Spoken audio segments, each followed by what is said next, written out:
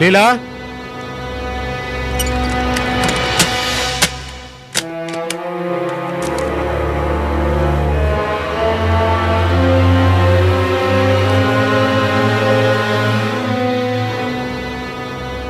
மனசுக்கே ரொம்ப கஷ்டமா இருக்கு. இன்டர்வியூ கார்டு வேஸ்டா போயிடுச்சுல்ல? ஏன் லீலா அப்படி டென்ஷனா இருக்க? நாம என்ன பண்ண முடியும்? எல்லாமே நம்ம கையை மீறி நடந்துட்டு இருக்கு. எனக்கு கூட வருத்தமா தான் இருக்கு. நான் கூட சொன்னேன், வேலைக்கு போறது கஷ்டம், 2 குழந்தைய வச்சுட்டு போக வேண்டான்னு. நீ எங்க கேட்ட? கேட்கல. சரி, உன் போக்குலயே நானும் விட்டுட்டேன். இப்ப என்ன நடந்துச்சு? இனிமேல் நீ வீட்டுல இரு. உன்னை ராணி மாதிரி நான் வச்சுக்கிறேன். நீ வேலைக்கு போய் சம்பாதிச்சு என்னத்தை சாதிக்க போற? நான் சொல்றதுக்கு நீ எங்க சட்டை பண்ணிருக்க? ஆனா நான் சொல்ற விஷயத்திலயும் ஒரு நியாயம் இருக்கிறதுனால தானே இந்த மாதிரிலாம் நடந்திருக்கு.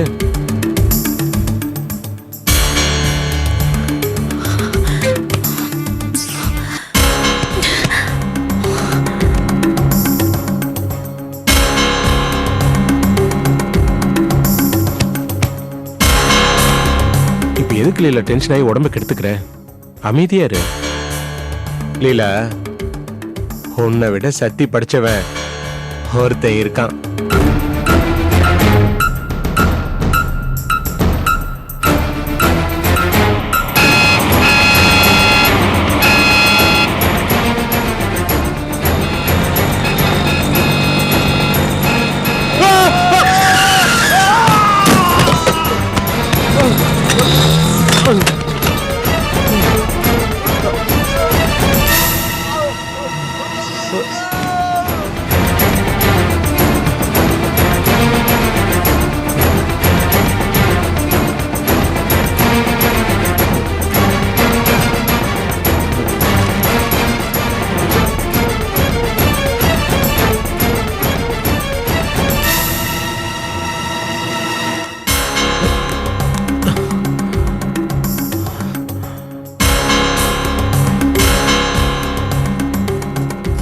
இது ரவியோட வீடுங்களா? ஆமாங்க. நீங்க யாரு? நான் காமராஜர் சாலையிலேருந்து பேசுறேன். அவருக்கு ரொம்ப மோசமான நிலைமையில அடிபட்டிருக்கு. சீரியஸான கண்டிஷன்ல ஆஸ்பத்திரிக்கு தூக்கிட்டு போயிருக்காங்க. அவர் விழுந்த இடத்துல அவரோட டெலிஃபோன் டைரி இருந்தது. அதை பார்த்து நான் இப்போ வீட்டுக்கு ஃபோன் பண்றேன். தாமதம் பண்ணாதீங்க, சீக்கிரமா சிடி ஹாஸ்பிட்டலுக்கு போங்க. என்னையா பெரிய கல்ல தூக்கி போட்டீங்க? சாரி சார், நீங்க சீக்கிரமா போங்க. ஆமா, நீங்க என்ன உங்க ஃபாதரா? இல்லைங்க, மாமனார். சீக்கிரமா போங்க சார். இத வந்துங்க. இந்தாங்க. பரவாயில்ல சார், ரொம்ப நல்ல காரியம் பண்ணியிருக்கீங்க. காசுலாம் வேணாம் சார், முதல்ல உங்கள் காயத்துக்கு மருந்து போடுங்க. ரொம்ப தேங்க்ஸ் சார். பரவாயில்ல சார்.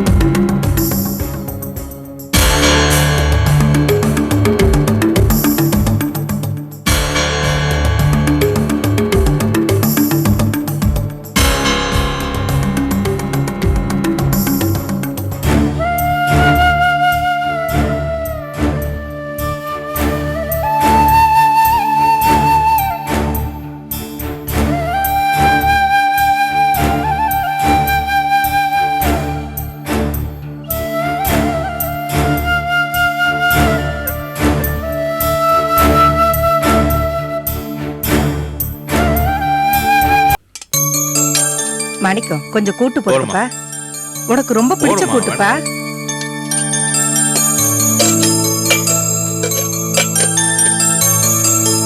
கொஞ்சம் சாதம் போதுமா? வேணாமா? போதும். அட கொஞ்சம் போதுமா? இதுக்கு மேல சாப்பிட்டா நான் எழுந்திரிச்சு நடக்க முடியாது. போதும்.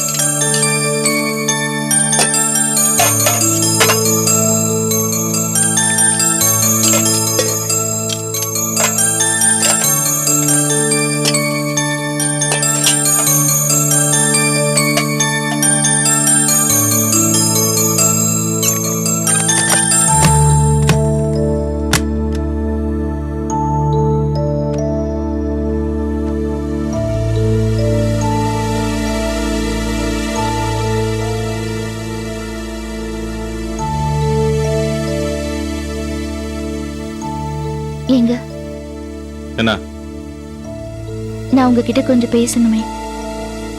ஏன் புதுசா ஏதாவது நாடகம் ஆட போறியா? அதான் மனசுல இருக்கிறதெல்லாம் பேசுறிய, கண்ட இடத்துல பேசுற. நம்ம குடும்பத்தை 2 3 பிரிக்கிற மாதிரி எல்லாம் பேசுற. இதுக்கு மட்டும் ஏன் அனுமதி கேக்குற?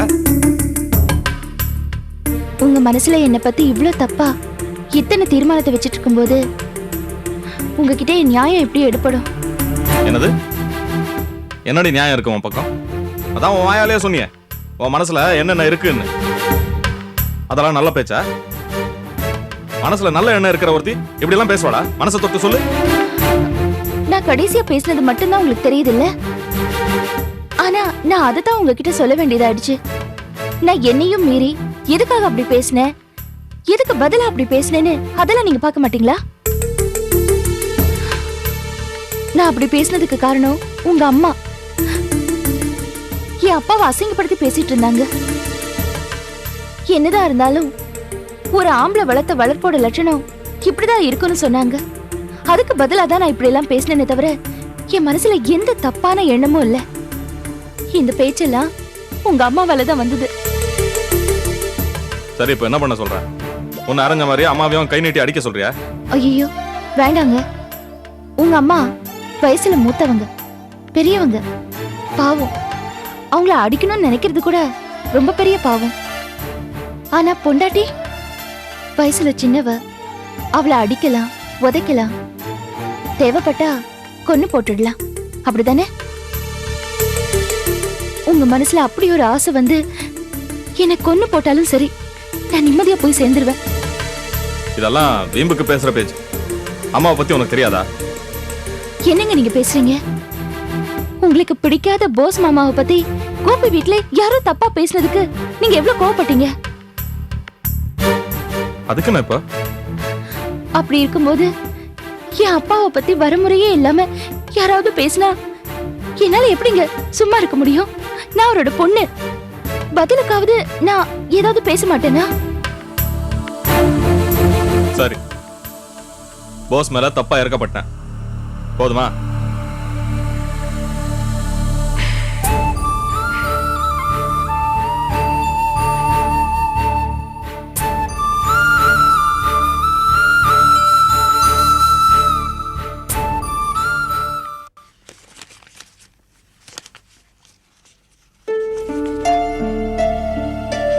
அப்பா, வெளியில கொஞ்சம் வேலை இருக்கு, போயிட்டு வந்துடுறேன். கிளம்பி ரெடியா இருங்க. எதுக்குப்பா? வீடு பாக்குறதுக்குப்பா. உங்களுக்கு பிடிச்சதா நீயே பார்க்கலாமே. இல்லப்பா, நம்ம போற புது வீட்டை நீங்களும் விஜயும் பார்க்கணும். எனக்கு அதான்ப்பா முக்கியம். கிளம்பி ரெடியா இருங்க, வந்து கூட்டு போறேன். சரி. ரெடியா இரு விஜய். சரிங்க. வரேன்.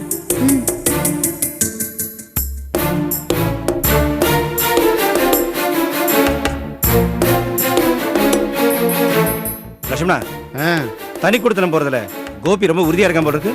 ஆமாடா குமார், நான் கூட என்னமோ நம்மகிட்ட உதார விடுறான்னு நினைச்சிட்டு இருந்தேன். உண்மையிலேயே வீட்டை விட்டு போறானா? போனா போறான், விடுறா. யோ, என்ன இவ்வளவு அசால்ட்டா பேசுற? பின்ன என்னடா, அவன் என்னமோ அவனால தான் உலகமே இயங்குது நினைச்சிட்டு இருக்கான். திமிரா நடக்கிறான். டேய், ஒண்ணு தெரிஞ்சுக்கடா, இந்த லட்சுமண பெரிய ஆலமரம் மாதிரி. அந்த ஆலமரத்துல குடியிருந்து பறந்து போன குருவி மாதிரி கோபியை நினைச்சுக்கிறேன். போடா. ஈஸ்வரி, என்ன உன் புருஷன் டயலாக் எல்லாம் அடிக்கிறாரு? புத்தி பேதலிச்சு போச்சா? ஏயா நீ ஆலமரமா? டேய், ஆலமரம் தானடா பல பேருக்கு நிழல் தருது. அதான் சொன்னேன், புரிஞ்சுக்க. மூஞ்சிய பத்தியா மூஞ்சி? யோ, உதாரணம் சொல்றது கூட ஒரு தகுதி வேணையா? இவர் ஆலமரமா? பிள்ளைங்களுக்கு ஸ்கூல் ஃபீஸ் கட்டணும், துணிமணி எடுக்கணும்னா மரம் மாதிரி நிப்பாரு, ஆண்ட மாதிரி முழிப்பாரு. அதுக்கெல்லாம் யார் பணம் கொடுக்கறது? கோபி தானே கொடுக்கறான். பல சமயங்கள்ல பணத்தை அவனே கட்டிட்டு ரசீது கொண்டு வந்து உங்ககிட்ட கொடுப்பான். இவர் பேரண்ட்ஸுக்கு மைனர் மாதிரி பவுடர் போட்டு போய் நிப்பாரு. நீ மட்டும் யோக்கியமாக்கம். உன் பையனோட ப்ராக்ரஸ் ரிப்போர்ட்ல கையெழுத்து போடுறதோட சரி, அவனுக்கும் பணம் கட்டி ரசீது கொடுக்கறது அந்த கோபி தான். அது முதல்ல புரிஞ்சுக்க. ஒத்துக்கிறேயா? கோபி இந்த வீட்டுல இல்லைன்னா எனக்கு கஷ்டம் தான். ஒத்துக்கிறேனே. கஷ்டம்னா என்னன்னு தெரியுமா? மளிகை சாமான் வாங்கணும், பால் பாக்கெட் வாங்கணும், கேஸ் சிலிண்டர் வாங்கணும், பிள்ளைங்களுக்கு ஸ்கூல் ஃபீஸ் கட்டணும், துணிமணி எடுக்கணும், இந்த வீட்டு வரி தண்ணி வரி எல்லாம் கூட கட்டணும். அதுவும் இல்லாம இந்த வீட்டுல நடக்கிற நல்லது கெட்டதுக்கெல்லாம் அவன் தானே பாக்குறான். இதெல்லாம் மறந்துட்டு பேசுறியா நீ? எங்க நீங்களும் மறந்துட்டீங்களா? இந்த பாருமா, நான் எதையும் மறக்கல. உன் புருஷன் தான் எல்லாத்தையும் மறந்துட்டு ஆலமரம் அது இதுன்னு டயலாக் பேசிட்டு இருக்காரு. யாரு இவர? ஆலமரம் வெட்டி போட்டா அடுப்பறிக்க கூட உதவாத முருங்கை மரம். டேய், எதுக்கு வெட்டி பேச்சு? டேய், மெயின் பாயிண்ட் கோடா. இங்க பாருங்க, எல்லாருக்கும் நான் கிளியரா சொல்லிடுறேன். கோபி மட்டும் இந்த வீட்ல இல்லனா நம்ம எல்லாருக்கும் ஏகப்பட்ட பிரச்சனை வரும். ஆமா, அண்ணி சொல்றது கரெக்ட் தான். கோபி இந்த வீட்ல இருக்கிறதுனால தான் செலவாகிறத பத்தி நம்ம சொரணை இல்லாம இருக்கிறோம். டேய், என்னடி ஓவரா பேசுற? கோபி இல்லனா என்ன ஆயிட போகுது? ஏங்க போன் பேசுறீங்கல்ல, அந்த போன் பில் எல்லாம் யார் கட்டுறது? நீங்க கட்டுறீங்களா இல்ல அண்ணன் நீ தான் கட்டுறியா? நான் எப்படி கட்டுறது? இந்த ஆலமரம் இருக்கிற அவர் தான் கட்டுவாரு. ஏன்டா தென்னை மரம்? நான் மட்டுமா போன் பேசுறேன்? நான் ஏன்டா பில் கட்டணும்? ஐயோ இப்படியே பேசிக்கிட்டே இருந்தா பிரச்சனை தான் வளர்ந்துகிட்டே போகும். கோபி இந்த வீட்டு விட்டு போக கூடாது. அதுக்கு ஏதாவது வழி ஆமா, கோபி இந்த வீட்டை விட்டு போயிட்டானா நமக்கு நல்ல சாப்பாடு கூட கிடைக்காது.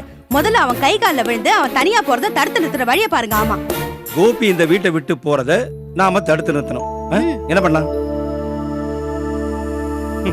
பாத்தியா, நம்ம எல்லாருமே இந்த வீட்டோட பர்னிங் ப்ராப்ளத்தை பத்தி பேசிட்டு இருக்கோம். ஆனா இந்த வீட்டுக்கு எனக்கு எந்த சம்பந்தமும் கிடையாது அப்படிங்கிற மாதிரி ஒருத்தன் வெட்டி வேலை பார்த்துட்டு இருக்கான். ஏய் வாடா. ஏண்டா அவனை பத்தி எதுக்கடா பேசிட்டு இருக்க? அவனா ஒரு மனுஷனா? முதல்ல ரேஷன் கார்டுல இருந்து அவன் பேரை தூக்கணும்டா. இங்க பாரு, எனக்கு இதுக்கு எந்த பிரச்சனையும் இல்ல. கோபி சம்பந்தப்பட்ட பிரச்சனை நான் எதுவுமே தலையில்ல. பிரச்சனை ஒண்ணதெல்லாம் நீங்க இப்ப எந்த மூஞ்சி வச்சுட்டு கோபி இங்கே இருறான்னு சொல்ல போறீங்க? கோபி தனி கொடுத்துட்டு போனா நானும் போயிருவேன். ஏய், கோபி இங்கே இருக்கட்டும், நீ தனி கொடுத்துருமா? டேய் குமார், முதல்ல கோபி தனி கொடுத்துரும் போறத தடுத்து நிறுத்தணும்டா. அதுக்கு ஏதாவது ஏற்பாடு பண்ணு.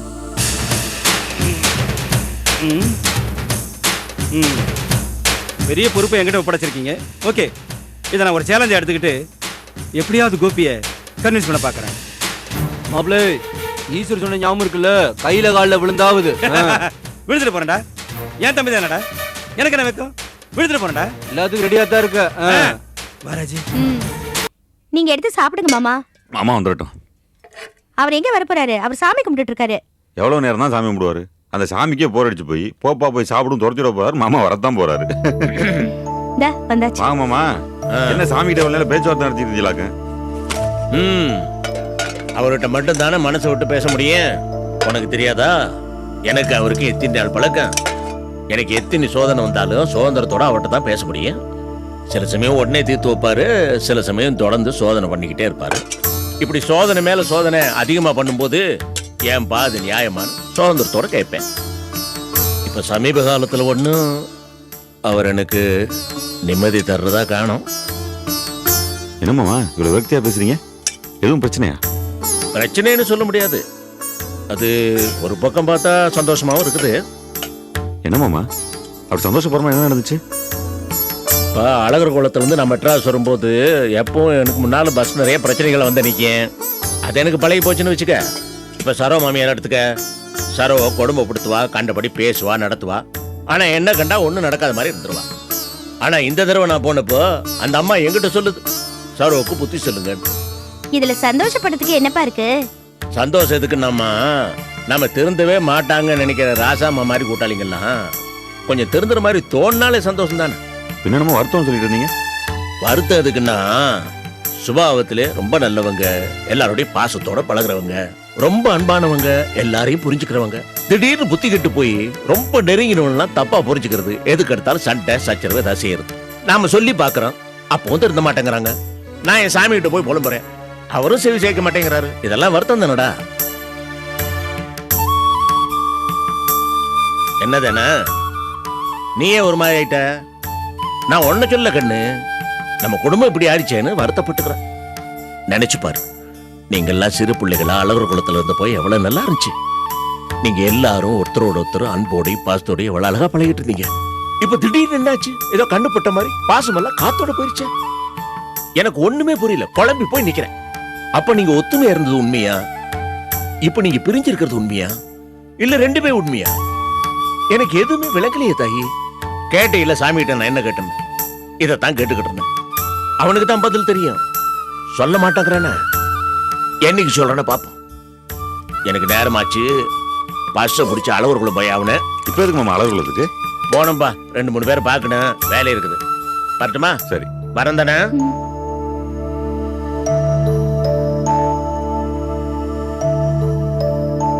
என்னங்க, நம்ம 2 பேரும் வேணா விஜய் வீட்டுக்கு போயிட்டு வரலாமா? விஜய் வீட்டுக்கா? ஆமாங்க, போயிட்டு வருவோம். என்னதானே சொல்ற? ஆமாங்க, போய் அவ காலில் விழுந்து நீ பேசினது திட்டினது எல்லாம் நியாயம், நான் பண்ணதுதான் தப்பு, என்ன மன்னிச்சுக்க, நீயும் உன் புருஷனும் உன் குழந்தனும் யார் எங்களை என்ன பேசினாலும் நாங்க தப்பாவே நினைக்க மாட்டோம் அப்படின்னு காலில் விழுந்து வேணா போய் சொல்லிட்டு வரலாமா? ஏண்டி இப்படி இருக்க? பின்ன என்னங்க, பெத்தவரு கூட என் பக்கம் இருக்கிற நியாயம் தெரியல, என் மேலதான் தப்பு இருக்கிறதா என்னமோ நினைச்சிட்டு போறாரு. ஏய், அவர் பெண்ணடி சொல்லிட்டு போனாரு, உண்மையை தாராளமா பேசிட்டு போனாரு, அதை கூட நீ தப்பா எடுத்துக்குவியா? நான் ஒரு கூறு கட்டவன், நீ எங்க திருந்தி தொலைச்சிட்டு தப்பா வேற நினைச்சு தொலைச்சிட்டேன். ஏண்டி யார் என்ன பண்ணாலும் சரி பேசினாலும் சரி நீ நினைக்கிறது நீ பண்றது மட்டும்தான் நியாயம் அப்படித்தானே? அப்படியே நினைச்சுக்கிட்டு சே என்னைக்கு தாண்டி திண்ட போற நீ? சரி.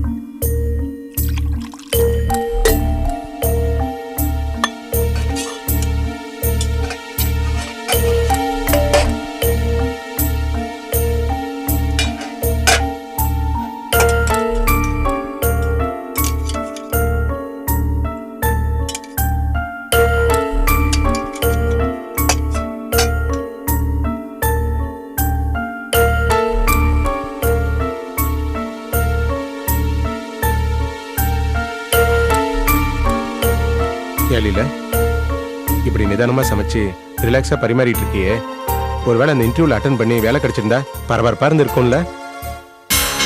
சே, அதைத்தான் எவனோ ஒரு பன்னாட பரதேசி பைய ஒரு ராங் காலை பண்ணி கெடுத்துட்டானே. ஏன் மாமா ஃபோன் பண்ண மனுஷனை எதுக்காக திட்டுறீங்க? அவர் ஒரு நல்ல எண்ணத்துல கூட ஃபோன் பண்ணிருக்கலாம் இல்லையா? இந்த காலத்துல இந்த மாதிரி பொறுப்பா யார் மாமா ஃபோன் பண்ணுவாங்க? கரெக்டா சொன்னீங்களா? அது ஏதோ யதார்த்தமா நடந்தது, அதுக்காக போன் பண்ணவனு திட்டினா எப்படி? என்ன கர்மாந்திரத்துக்கு பண்ணானோ, கை கூடி வந்த ஒரு நல்ல வேலை கை நழுவி போச்சு. செக். வயசாயிடுச்சுல, அதான் ஏதோ உளறிட்டு இருக்காரு. அதுக்கு இல்லைங்க, ஃபோன் பண்ணது நீங்களா இருக்குமோன்னு மாமாக்கு ஒரு சின்ன சந்தேகம். அதான் சொன்னல, வயசாகி போயிடுச்சு, அதான் இப்படி உளறிட்டு இருக்காரு. மூளை மழுங்கி இருக்கு, இப்படி ஏடா கூடமா பண்றாரு. அது சரி, அவர் என்ன வேணாலும் நினைக்கிட்டோம், நீ அந்த மாதிரி நினைக்கிறியா? சேச்சே, அந்த மாதிரி சந்தேகம் இல்ல எனக்கு இல்லைங்க. அது நிச்சயமா ராங் கால் தான். நீயாவது கரெக்டா யோசிக்கிறிய, சந்தோஷம். அது ராங் கால் தான் இல்ல? ஆமாங்க, நம்பர் மாத்தி பண்றது மட்டும் ராங் கால் இல்ல. தப்பான மனுஷன் ஃபோன் பண்றதும் ராங் கால் தான். என் முகத்தை பார்த்து சொல்லுங்க, ஃபோன் நீங்க பண்ணல?